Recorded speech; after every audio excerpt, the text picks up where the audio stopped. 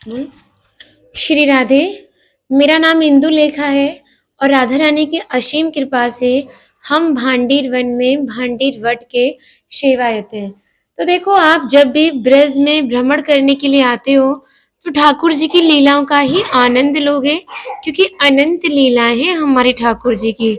लेकिन जब हम शास्त्रों का अध्ययन करते हैं तो ज्ञात होता है कि भांडीर वन में भी अनेक लीलाओं का वर्णन है।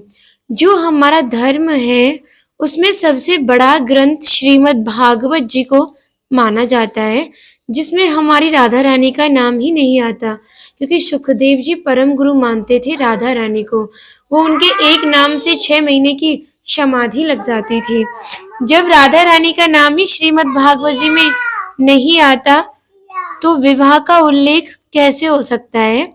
लेकिन जिस भांडीर वट का आप दर्शन देखोगे उसका उल्लेख श्रीमद् भागवत जी में आता है 10वें स्कंद के 18वें अध्याय में 22वां श्लोक कि बृहंतो बाहि मानस्य चार यंत्रस्य गोदनम भांडीरकम नाम वटम जम्बू कृष्णा प्रोगमा।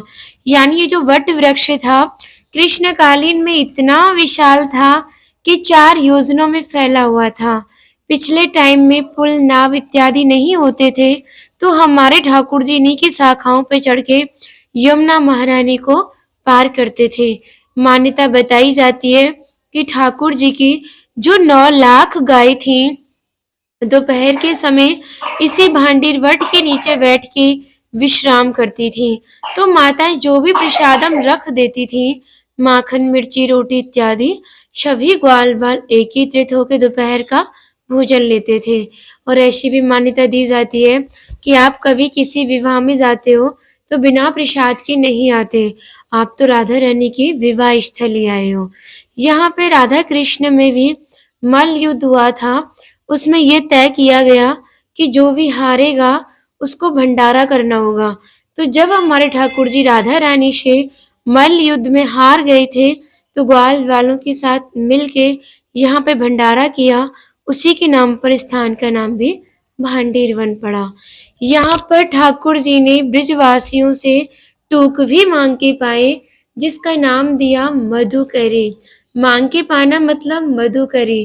तभी शास्त्रों में ब्रिजवासियों को अपना हृदय बताया और कहा कि जब तक ब्रिजवासी की कृपा नहीं होगी ठाकुर जी कृपा बहुत दूर की बात है। सर्वप्रथम ब्रिजवासी की कृपा होना बहुत जरूरी है, जब भी हमारे ठाकुर जी हमारे ऊपर कृपा करते हैं। जो भक्ति की कृपा का रास्ता है वो ब्रिजवासी से होकर ठाकुर जी तक जाता है। और हमारी राधा रानी ने भी स्थान के बारे में दिव्य बात कही थी। कहा था जो भी गुप्त वृंदावन आएगा वो मोक्ष को प्राप्त होगा।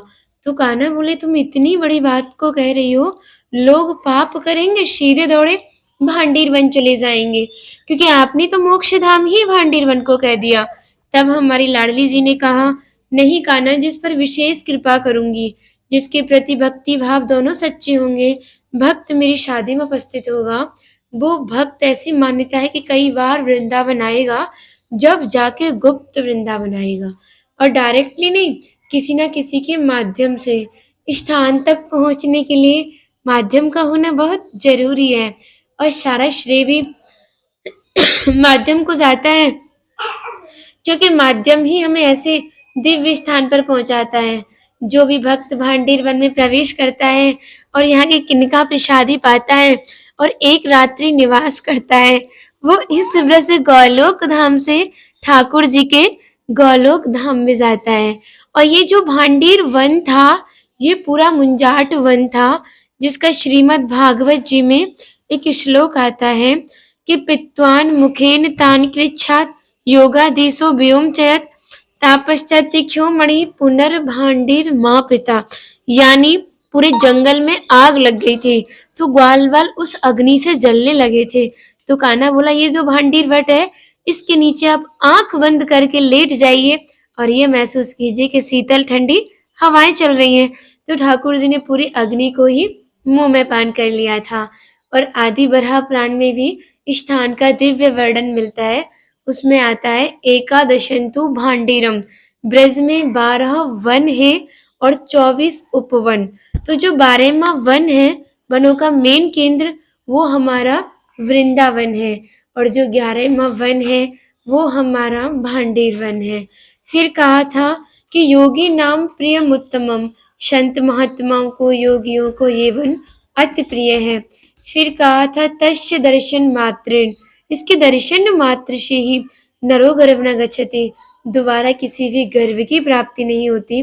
फिर कहा था कि भांडीरम समन प्राप्य वनानाम वनम उत्तमम, यानी ये जो भांडीर वन है ये सभी वनों में सबसे उत्तम और श्रेष्ठ वन है। फिर कहा था श्री वासुदेवम ततो दृष्ट्वा पुनर्जन्म न विद्यते, जो भी भक्त भांडीर वन में प्रवेश करता है और श्री वासुदेव जी का दर्शन पाता है पुनर्जन्म गर्भ यातना से मुक्त हो जाता है। और यहाँ पर जैसे भांडीर वन के बारे में अत्यधिक जानकारी लेनी हो और भी लीलाओं का विस्तारित पूर्वक श्रवण करना हो तो मेरा नंबर है 9818847055। इस नंबर के माध्यम से आप इस स्थान से जुड़ी और भी जानकारी ले सकते हैं। राधे राधे।